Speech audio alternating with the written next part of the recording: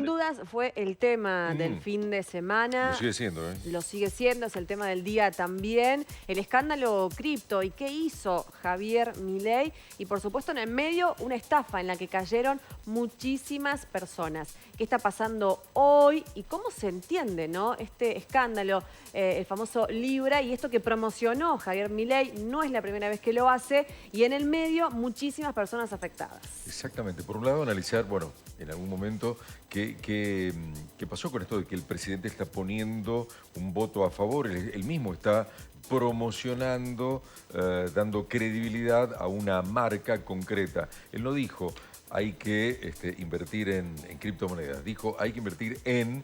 y nombró la marca en concreto. Pero por otro lado, analizar qué pasa con esto de las criptomonedas, qué pasa con esto que es tan volátil y que está quizás fuera de control. Vamos a hablar ya mismo con María Fernanda Jupet, CEO de Crypto MKT, doctora en Business Management, abogada especialista en regulación comercial internacional y profesora en legislación FinTech. Hola María Fernanda, ¿cómo va? Buen día. Hola María. Muy bien, buenos días. ¿Cómo están ustedes? Bien, muy bien. Muy Gracias bien. por atendernos desde tan lejos. Bueno, estamos en contacto obviamente por Zoom, pero gracias por darte el lugar, el tiempo. Y la pregunta es, ¿qué hizo Milei el fin de semana, María Fernanda? Como por 7 horas, ¿no? Estuvo en la red ex Twitter, ahora ex, él mismo avalando que se usara o se invirtiera en esta criptomoneda, en Libra. Oye, creo que Milei siguió una tendencia internacional que están tomando figuras públicas de apoyar el mundo cripto sin dar toda la información correspondiente a los protocolos que están promocionando. O sea, ya lo vimos con Trump, lo hemos visto con Elon Musk mucho tiempo. Si bien Elon Musk es privado, está hoy día apoyando activamente al gobierno de Trump. Entonces es más que todo una tendencia. Ahora, no es Sí. Una tendencia con falta de prudencia, podríamos decir, aquellos que hemos trabajado en mercados regulados en las décadas pasadas, Sí. e incluso hoy día, pero está siguiendo una tendencia. El tema más relevante es la educación de la gente que invierte en cripto. El entender qué significa cada protocolo, qué significa cada criptomoneda, porque no son todos lo mismo. Y lo que ocurre, que lo podemos conversar con mayor detalle, en este protocolo en particular, no es realmente inusual para las características que tiene. Por lo tanto, el primer llamado es, si vamos a optar por invertir en activos digitales, tenemos que entender muy claramente en qué activos estamos invirtiendo. Porque esto que pasó tan claramente con el caso de Milei esta semana, pasa en ocasiones con otros protocolos que por distintas razones toman una fuerza importante en redes sociales y después se desploman. Claro, Ajá. el tema está ahí, creo que después se desploma. Claro, yo Y pienso la en gente eso. que no sabe y que confía, ahora digo, ¿no es poco responsable desde el lado de una autoridad tan importante como un presidente comunicar esto en sus redes para que la gente lo tome y después salir a decir, bueno, no estaba tan al tanto de cómo eran las condiciones, digamos? Porque no es la primera vez que lo hace. Mira, creo que no es mi lugar el calificar o descalificar las decisiones comunicacionales del presidente. Creo que sale un poco de mi espacio, pero sí algo que se le está solicitando a nivel internacional a los influencers, sean o no figuras públicas, con mayor razón cuando tienen este revestimiento de carácter público, es el estudiar los protocolos que están publicitando. O sea, eso es algo que de suyo está ocurriendo en la industria, se está pidiendo.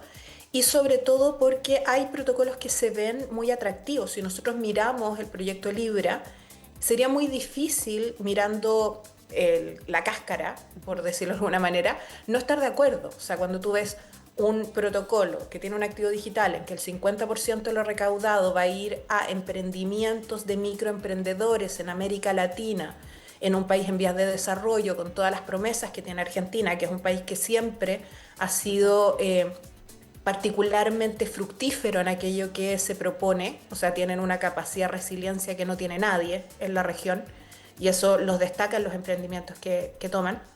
Por cierto que se ve muy atractivo para invertir en él. O sea, solo desde ahí ya es un proyecto interesante. Cuando miramos que el 50% va, es un 30% de liquidez para el mercado secundario, eso se ve como algo bastante prudente. Y un 20% para los que están generando toda la administración del protocolo también se ve como algo muy prudente en industria. ¿Qué pasa? Entonces, perdón. No, María Fernanda, quiero preguntarte, para sacarnos de todas dudas, para gente que no maneja tanta terminología técnica, ¿las criptomonedas son un activo digital que no tiene respaldo finalmente? Digo, si cae, si sube, si cae, ¿eso no está regulado y no tiene respaldo Mira, alguno? vamos por partes. Veamos las criptomonedas como una familia, para hacerlo más sencillo. Sí, En Sí. esta familia tenemos distintas características, así como las ramas de la familia. Tenemos las stablecoins, que son esos primos nerdos, nerdos, nerdos, que lo único que hacen es estudiar, que tienen paridad con una divisa. Entonces se van a comportar como se comporte la divisa. sí, Están las cripto royalty, por decirlo de algunas maneras, que son aquellos activos digitales que tienen precio en sí mismo, porque ellos tienen un reflejo en bienes y servicios, son un respaldo para transacciones. Por ejemplo, Bitcoin, Ethereum, que son Solana, se dice que va en esta línea. Entonces estamos hablando de monedas que ya tienen su prestigio porque mucha gente respalda sus operaciones en ellas. Entonces están en otra línea. Tenemos los meme coins, tipo Dogecoin o la de Trump, sí. que Sí. se basan en una suerte de juego o de broma y que solamente en la medida que las personas lo consideren interesante va a tener espacio. Por eso esas suben y bajan y son tremendamente volátiles. Sí. Y tenemos criptoactivos que se basan en un protocolo, que normalmente son token o de tokenización, que pueden tener un respaldo en la vida real. Ese respaldo en la vida real puede ser, por ejemplo, oro, sea yacimientos mineros o oro en depósito, pueden ser, por ejemplo, proyectos inmobiliarios, pueden ser proyectos de sustentabilidad, como no vamos a explotar este bosque, entonces todo el carbono representado en estos tokens tiene un valor y va a tener valor en la medida que la gente invierta en él. Libra está en este grupo, porque lo que ellos estaban generando acá eran microservicios de crédito, básicamente. O sea, no eran bienes, pero eran servicios. O sea, es un primo de este grupo. Sí. Entonces, por ahí, eso. En María, materia de regulación se viene con todo. sí. Ese es el tren 2025 para América Latina. Una regulación durísima, siguiendo la línea europea con MiCA. De hecho, Argentina no está exento de esta línea. Ya el CNBV planteó a las mesas de conversación de la industria hace varios meses cuál va a ser la propuesta de normativa administrativa para todo lo que son crypto exchange, custodios y emisores de tokens, entre otras cosas, siguiendo la misma tendencia de la CMF chilena, es decir, un estándar altísimo, que es la misma que se está viviendo en Brasil también, Sí. de manera paralela. María, Por lo tanto, va. para ir un poco más en esto, en lo puntual que realizó el presidente, digo, ¿qué pasa? Porque las personas que fueron estafadas no tienen un respaldo y no hay a dónde, ¿no? A dónde reclamar. Además de eso, que la empresa se dio de baja 4 horas después de que, o sea, dejó de existir. ¿Qué pasa con esta gente estafada?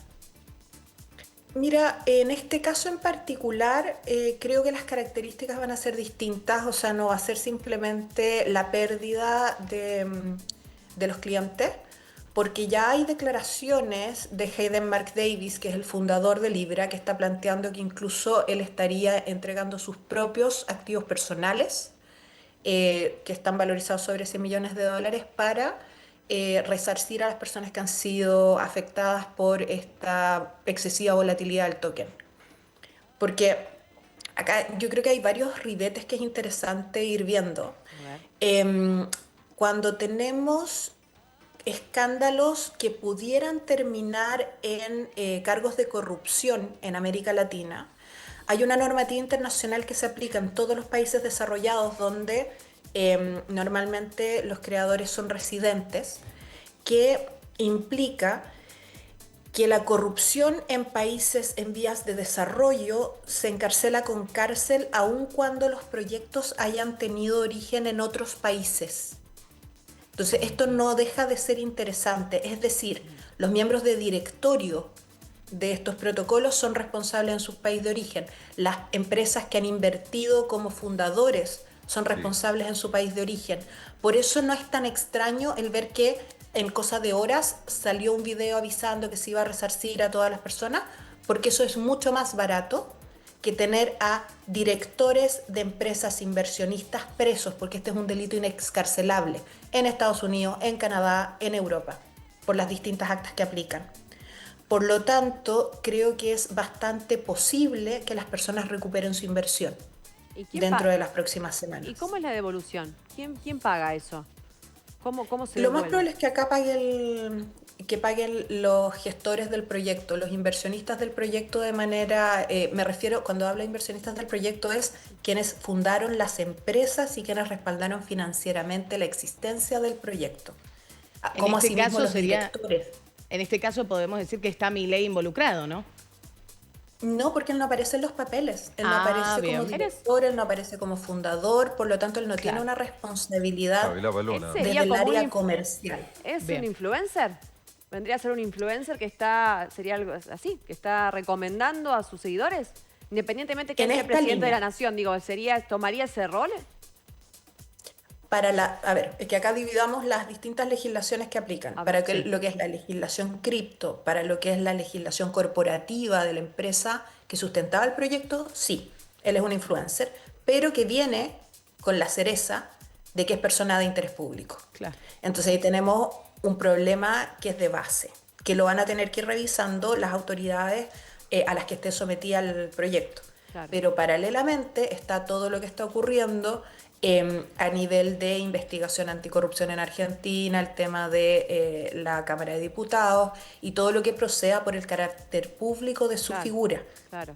María Fernanda, cortito, acá te aprovecho. Entiendo que no es tu campo, pero bueno, ¿qué opinión tenés? Digo, ¿cómo afecta esto a nivel internacional, a nivel imagen, a nivel país? Porque esto se está hablando no solo en Argentina hoy, sino también en otras partes del mundo. Mira, después de estar abriendo espacio para entidades cripto en Europa por más de 2 años, de hecho ya 3, te puedo decir que la imagen que tenemos no va a cambiar. O sea, es tristísimo, pero todos los días hay que hacer un trabajo con los gobiernos para que entiendan que América Latina no es un strike en sí misma, que nos gusta cumplir con la regulación a la gran mayoría, que nos gusta estar dentro de la vereda del sol. Pero eso es algo que el ecosistema espera de nosotros. Ahora, sería maravilloso que dentro de los próximos meses se den evidencias contundentes de que esto es un caso puntual y de que no existiera, ojalá, corrupción, sino que un mal timing de Twitter, que es el mejor de los escenarios. Pero no veo que cambie mayormente la imagen que tiene el exterior respecto de nosotros como latinoamericanos. Muy bien. María Fernanda, muchísimas gracias por este contacto y por tu Gracias. tiempo, por sobre todo. Muchísimas gracias. Muchas gracias, Coco Majo, por la invitación. Un gusto participar con ustedes. Igual, gracias. Gracias.